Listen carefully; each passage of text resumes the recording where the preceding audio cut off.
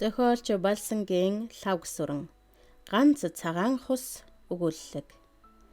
Сандаг үүр хаярч байхад унааширч өлдсөн хөл дүүжлэх ганц унагаан хайргамгүй ташуурцаар уртаас урт ам өлгөж гол руу өнгийсэн хадан цохооны бэлд морин тушиж орхиод зөөлн ногоон ширгэн дээр дээлэн тайлж орхиод цээж нүцгэлэн хүзүү толгоогоо угаалаа.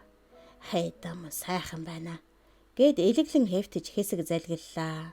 Шүнжин уусан гашуун ус бүх биеэр нэвцсэн байлтай. Тамхи хөлсний үнэртэй холилдоод ой гутам хавагнаж унжсан зовхон доор хорсолтой гялалзах манадсан шарнуудыг харсан хэн боловч дайлдрамаар. Тэрүүхэн дээд дохойг тойроод манайх байгаа да. Пайгаадаа гэхээс өөр яах. Хөхөө өвлийн сард гэрээсээ гараад ирж байгаа нь. Зэрэгэлдээ сумын хаалхтай болгоны үүдийг татаж мөрийтэй тоглох газар олдвол хөөж туудлан толгой хоргодож мөрийн дөгөөд барагдж байгаа хитэн малаасаа дахиад 2 тугалтай үнэ өгөх болоод буцаж яваа энэ. Буцахгүй ч гээд яах вэ? Унаа нь улдаж, дээл нурагдж, үүд хаалган нээгээд өгөх айл ховордсон болохоор угсхийн дээлэн өмсөж, том алхлан морныхон тушааг сандруухан тайлаад мордож ухсхийлээ. Ухсхийгч гэжтэй унааширж өлдсөн хээрмөр хүзүүгэн унжуулан гэлтрэх айдна. Төд удалгүй гэр нь харагдлаа. Гэрийнхэн бараг хараад өөдгөө тэнүүлч ирийн омог бадарч эмээл дээрэн хазгай сун эсгэрэх айдлаа. Тэгээд бодлоо. Хэд хоног сайхан амарч аваад явна да. Сургаад өгөмц гайгүй. Юун холнууд юм. Юулах унаагүй явааг минь мэдсээр байж. Элэг цагаан хараацаа эсгэрэн шунгаад урдуур хойгуур нь хэрснэн дайжин нисэж цэгийн төдий алсалсаар бараа тасрах нь өөдгөө мө бодлоосон дайж уу гэлтэй. Нарны гал улаан таяа уулс толгод дүнхгэр хөх нуруудын оргил сэрвэг гэрэл түлсээр мандлаа. Мөнгөн утас адил жирэлзэн урсах тунгалаг устголын хойд дэнж дээр цэмгэр цагаан гэр цавцааж харагдана. Согтуу сандаг гутлынхаа төрөөг өргөж зулгийг нь зулартал тэнэж яваад ирэх тоолон гэр бараагаан өөд татаж айлын дайтай айл болж явдаг цэндэмд хан шиг хань заяасан бол энэ нутгийн сүлд чимэг болсон сайхан айл байх байлаа да. Дүнгэр дангаар өвгөд байтугай залуус хүүхэд ингэж бахтан ярилцдаг бүсгүйсэн. Согтуу сандгийн чихний хажуугаар энэ магтаал яахан өнгөрөх вүлээ. Гэр бараагаан өөдтэй өнгөтэй байгааг хараад баярлахын оронд таарсан юмнууд магтмар болоод байхаар бүр итгэвч гэж мунхаглан бодоод уур омг нь бадарлаа. Гэрийн бараа ойрцоор уур уцаар нь шатсаар цэндэм үнэдээ сааж байлаа. Хар үрээр хомил сав хангинуулаад эртэж гэж хилүүлэх санаатай дага. Өөдгөө золигч нь сахалтай хошуун шазав татав хийж морин ташууртлаа. Нэмэр байсангүй гэлдрэх төдий. Зэлний гадсны хажууханд сунан хэвтээд цэндмийг үнээ сааж дуусхыг хүлээн чихээс эксрэн нүдэ анивчин хэвтэж байсан 4 нүдтэй халтар банхар бараа наран сүүлээ өргөн оцоож сууснан буцаад хэвтлээ. Харц нь хачин жигтэй тунарч чихэн буулгаад тэр цаана битүүхэн архирчээ. Хүнсэн юм бол өнөөх гайрлээ дээ. Хотооч юм болно доо. Хөөхий цэндэм минь. Яанда гэж бодсон байх та. Цэндэм савг сүүл газар нь шүргсэн сахлаг хөх үнэний бөөрөнд нүрэн наан сааг сүг шувтарч суухтан санд гэрж байгааг мэдэж байлаа. Тэгээд ховинтой сүгэн харлаа. Одоохон газрын нэг цацчхаас хойш саагаад шаах билээ. Зөөлхөн халуун дэлэнг бариад шувтарсангүй. Нүдэ айнаад сандгийг ирхийг хүлээлээ. Гэрийнхэн бүсэнд цулбууран хавчуулчхаад чөдрөөн барьсаар ирж яваад. Тийм ээ. Тэр ирж явлаа. Ар нуруунд дундуур нь тас бууж нүдэн анин хөвж зогссон хөхнээ ухсхийн зайлаад эргэж харан зогслоо. Газраар нэг нилээсэн цагаан суу цэндмийн сэтгэл аль хэдийн ширгээд алга болсонтой эгээ адил дорхноо шингэчихлээ. Эр нөхрөн ирж байхад хоолцоо хийж суухын оронд хідэн үнэний дэлэн шувтраад юу ч болоогүй юм шиг сууж байна гинэ чи. Ирнэ гэж мэдсэнгүй. Юу гэлээ. Яагаад ирэхгүй гэж болов чи? Дахиад л чөдөр тас хийлээ. Харин энэ удаа хөхийг нь тааруулан ороолгожээ. Цэндэм элгэн тэврээд тэсгэлгүй өвдөлтийг давах гэж нүдэн анин чамар хааныхын судас гүрэлцэн газар суулаа. Сандаг чөдрөө бүсэндээ хавчуулж хаад сайхан хэрэг бүтээсэн аятай таахалцсан алгасаар гэртэн орлоо. Халтар банхаар ухсхийн босож ирээд Цэндэмийн ар нуруунд нуруугаанан хурц хумсаан газар шигтгэн сандгийн араас хорсолтой хурцнуудээр ширтэж харин Цэндэмийг гим хийсэн аятай гөлөн харахажээ. Цэндэм нэлээд сууж байгаад юу ч болоогүй юм шиг босож банхрынхаа магнаг илснэн хувингаан аваад эрмэгтэн наалтсан хар шороог алгааран арчичаад гэр өөдөн явлаа. Сандаг шивэр шавхаа ханхлуулан саяхан хураасан цэмгэр ор дээр нь тамхи татан хэвтэж байлаа. Хүү хаачаав аавынх руу явсан. Мөн дөө хөгшин зөнгүүдтэй зарцлуулахаар явуулаа юу чи? Ганц хүүгийн минь толгойг мэднэ гэж бодож байгаа бол санааны гарц шүү. Дуулж байна уу чи? Өдөр хүрээд ирнэ. Өглөө өрч явсан. Замд таарсангүй юу? Зөөлхөн үл мэдэг зунг ингэж хэлээд Цэндэм хизээний бэлдэж дэвтээсэн борцоор гурилтай хоол хийж 2 гардан аягаллаа. Сандаг орны урд явган ширээ тавиулж хагас хөвтөл шахам туглаж байгаад 2 аяг хөнтрөөд тогоо тавьсан уу? Тагшин байхгүй сэгсийж суугаа юм биш үстэ гэлээ. Цэндэм хөлийн авдарнаас дашмагтай арх гаргаж өмнө нь тавьчихад гарлаа. Үнэдээ сааж дуусгаад сүүгэн 10 битаанд юулан таглаад голын цүнхэлд хийж таган дээр нь даруун том чулуу тавиад хөл нүцэглэн үнэдээ тууж гол өгслөө. Цэндэмийн нулимс урсан энгэр нь норон толбтж байлаа. Зулцган модод битүү ургасан нэлэмгэр ойн зах бараадаад үнэд нь сахлаг ногоонд хошуу шунган бэлчлээ. Гэр өөдөө сарвчлан хараад мод руу орлоо. Харамсал, цөхрөл, гомдол, гунигийн халуун нулимсан урсган алхдаг өнөөх жимээрэн өгссөөр ханд болдог газраа ирлээ. Мөчрөөрөө уулзан ургасан шинсэн ойн дунд цорын ганц цагаан хус бий. Цэндэмийн хусыг амьдаас амьд амд найзыгаан эрхэм дотны нэгнийгэ гэж сансаар удажээ. Ганц цагаан хус үл мэдгхэн гунигтай навцсан цэрэгнэх төдий. Цэндэн барааг нь харуутан алхаага хурдсган гүүх шахам очоод тэвэр чаваад асгаруулан уйллаа. Хавцсан борлогтон норхын хэрээр Цэндэмийн сэтгэл хөнгөрч нуруугаан амраан налж суугаад тэнгэр зүг сэрвгэн гэрэлтэх үзүүр өөд харлаа. Тэнгэр хэсэг бусгхан цагаан үлс. Намирсан цэнхэр дурдмыг цуулан хаачлах адил цагаан зам татуулан алсрах онгоц. Тэр дээр туйхан мөчөр намилзуулан ганхуулан дэрвэлзэх цагаан цороотой хөх алга бяцхан шувуу харагдана. Надаас бусад нь амьтайч бай, амьгүйч бай. Ямар сайхан аз жаргалтай юм бэ? Нүдэ анаад орчлонгийн хамгийн тансаг сайхан их шиг дуу чимээ андрыг чагнан хөлөөжийн тухлан суулаа. Гэртээ харахгүй юмсан. Хүүгэн дагуулад ертөнцийн хязгаар хүртэл явсан. Ингэж бодохтой зэрэгцээд насан өндөр аав ээж хоёр нь харагдлаа. Тийм ээ. Та хоёрыг орхиод яаж явах вэ? Тэгээд ч тэр ертөнцийн хязгаар гээч рүү яаж хүрэх юм? Тоотойхон сумын төв орсон байж. Ганц цагаан хус сэтгэлийг нь аргадан зөөлхөн намуухан сэвших салхинаа ганхас гунхас хийн. Чи минь яаж яваад энэ уулын тагт гав ганцаараа ирчхээвдэ? Хань бараа үр үндэс байна уу чамд? Ганц цагаан хус ганхас гунхас хийн. За тэгээд над шиг хантай байснаас үеийн үед ганцаараа заяатай байсан нь дээртэй. Ганц цагаан хус ганхас гунхас хийн. Бурхан минь, юу бодох нь энэ вэ? Хүүгийн минь заяа гомдох вэ дээ?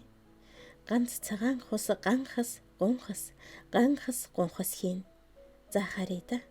Зүгтж болдоггүй үүлийн үр гэж байх юм да. Ганц цагаан хус ганхас гунхас хийн. Хайлж урсам халуун нар зулаа дээрээс цоонож их үдийн халуунд энд ч тэнд ч зэрэглээ татаад уус толгод харагдах мэдрэгдэх төдий цоролцсон шатаж байна уу да гэлтэй. Модны захад хэсэг суугаад бослоо. Гэрийнхээ зүг зүрхшэн байж харлаа. Бараа алга. Хүү нэрээгүй бололтой. Сандаг архины ааг жин үдийн халуун хоёрт цохиулан нам унтаж байгаа байлгүй те. битгий сэрээс нам унтчихаас сэтгэлээ гээч гсэн байлтай ингэж бодлоо. Өглөө цаа айгалахад үнэрсэн тэр ой гутам үнрийг дахиад яаж үнэрлэндэ? Сэжиглэж цэрвсэндээ бушуухан босож гол руу гүйлээ. Бараг л бүлээтх шахам халиглан урсах уулын түргэн гол туучин урууцсаар гэрээхэн тушаа ирж бетонтой сүүгэн голоос аваад гаднаа ирлээ. Гэрийн сүудэрт сүүгэн тавиад чимээ чагналаа. Сандаг хорхирч байлаа. Нохоол ингэж хорхирах бахта гэж бодлоо. Хачин муухай. Зүхтаад явчихмаар. Хайрлаж хүлээж хоол цагаан хөрчихнөө гэж аргалын цогтой зуухны бөөрөнд хужиж байсан тэр сайхан өдрүүд хаашаа ор сурггүй нисэн одоовэ. Хотны хойтох дэнждэр босгосон мануухай дээр ганц хар хэрээ суугаад далавчаа сэрвэгнүүлэн ийш тийш хараачлана. Хал ширмаар халагмаар амьдралынхын тухай эргцүүлэн суух мэд. Гадаа зуух галлаж сүгэн хийгээд ээсгийн буцлагаар ээдүүллээ. Сайхан өрөм загсаасан болдоо. Даанч тогоотой хөмрөд хайчихна л да. Сэрхээс өмнө ээзгээ болгоод авъя да. Альчуураа хүйтэн усанд базаж зулаа дээр нь тавиад хаалганы бариулаас сэмхэн татаж хүүдэн ойж байсан дээлэн аваад гэрийн сүдэрт суулаа. Товч шилб хадаж байхдаа өн холын сайхан дурсамжаан сэргээх гэсэн нэг л болсонгүй. Анх ухаан санаанд нь юу гэж шүглээд сандгийг хайрлсан юм бол доо. Хормойгон унжуулсан, хичээлээд нь таслаад гэр өдөн гүйчихдэг дорой хүүхэд байсансан. Хөөгүүдэд зодуулж, огтын нүдэнд өртөхгүй явсан түүнийг өрөвцөндөө хайрлсан юм болов. Үйлийн үргээ чинь зам дээр отож байгаад гарыг нь сандгийн гарт атгуулсан уу? Бүү мэд. Сандгийн аав сул дорой дутуур тамиртай хөөгөн арга чаргаан хэрэглэж байгаад мал амлигийн сургуульд явуулж хүн сурсан болж төгсөж ирээд сумандаан ажилласан ч нэг их удалгүй архинд толгоогоо мэдүүлжээ. Харин ууж ухаан санаагаан алд харан чамаа мөг бодвол би боловсролтой хүн шүү. Хиний тоогоог барьж байгаагаа мэдэрээ чи. Хормойгон чирсэн золгийн авгаа чамайг хөөж явуулаад өөртөөгөн энэ зэрэгцэх хүүхэн олоод авахаа нэг мэднэ гэж хөлчүүрхэн. Цэндэн бодлоо. Нэрээ энэ маань яваад өгөөсэй.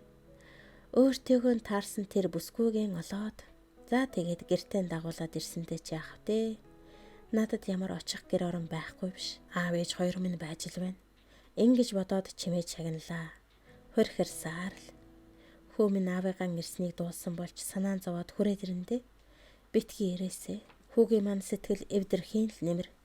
Гол уруудан морьтой хүн ирж авлаа.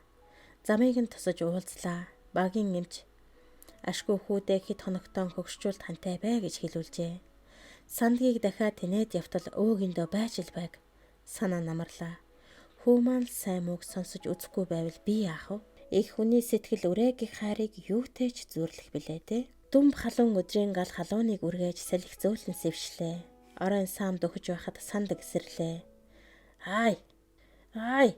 гэж сөөнгөдсөн хашгирах дуунаар цэндэм ойж байсан дээлийн гэр дээр тавиад орлоо. Хавдаж цэлхэрсэн хөөнгө зовхны доороос хорсол тойгоор ширтэж сэгсичгээд хаагур юугээ чинь таарсан юмтайгаа тэнээд явдгийн. Хоолой чиглэх хүйтэн юм байна уу гэлээ. Эргэнгийн доороос хүйтэн цийдэм авч өгөөд зуухны араар тойрч баруун талд суулаа. Гарт ойрхон юу таарсан аваад шидэнтэй гэж бодлоо. Харин сандаг хүйтэн цийдэм завжаран савируулан залгилж дуусаад гуйвран босож гарлаа. Хэр тоосноосоо салахгүй юм уу гэж нэг хэлэх гэснээр боллоо. Сандаг бараг л гэрээхэн хаяан чахан морь хараад орж ирлээ. Дүүнг тоомжиргүй харсаар гэрээ тойруулан харснаа дээлийн өмслөө. Цэндэм хаачих нь гэж асуух гэснээр бас л боллоо. Тэгээд ашгүйтэй явах нь гэж бодлоо. Дээлийн өмсөж малгайгаа бүсэндээ хавчуулаад гарлаа. Цэндэм араас нь гарсангүй. Чимээ чагнан сэтгэл нь түгшин суулаа. Дахиад л хай гэж хашгирах сонсогдлоо. Гарлаа. Морь дөхүүлэхгүй юм уу чи? Явах гэж байгааг минь харахгүй байна уу? Ханцууга шамлан ирж явлаа. Халуун нар шимэн арх угийн мунхаг харанхуй хүнийг улам балартуулжээ. Гэрийн хаяанд байсан үнсний хутгуурыг шүүрэн авч цэндэм мод чулуудлаа. Цэндэм арайтай л оногдсонгүй. Тэрүүхэн ширгэн дээр чөдөртэй дэгэнцэх морийг нь хөтөлсөөр цулбуурыг нь халган байж холоос атгууллаа. Цулбуурыг шувт татан авч мориндон арайхийн мордоод мөн л байдаг шалааран ташуурдан хөдөллөө. Тэгснэн эргэж харан ташаа тулж, "Хөөе. Чи намайг бүр явж байгааг мэдэж байна уу? Маргааш араас дээл хувцас байдаг юм бол хүргээд өгөөрэй. Энэ халуунд авч явдаг арга алга" гэснэн нар ууд хилэн харж морныхон толгойг эргүүллээ. Цэндэм "Хинийд?" гэж асуух гэснэн зориулсангүй. Харин хачин муухай гуниг төрж дорон бохирон суулаа. "Яваас алга болоод өгөөсэй" гэж бодож байгаагүй бил. Яваад өгөхлөөр нь сэтгэл нь хоёр удаж байх бололтой. Суусаар л байлаа. Сандаг их л яарч байгаа бололтой. Морио байн ташууртна. Зэндэн бодлоо. За байц. Энэ маань хинийд очих юм бол голооруудад хин хинийх байгаа билээ те. Энэ үнтэй мөрөтө тоглож ажиллан үрж суух хүн баймгүйсэн. Нэг ойлгоггүй яриа санагдлаа. Аманцар, цадиг замбараагүй, тарган шар хөөхнийд сандаг орж гараад байдаг болсон юм гинлээ.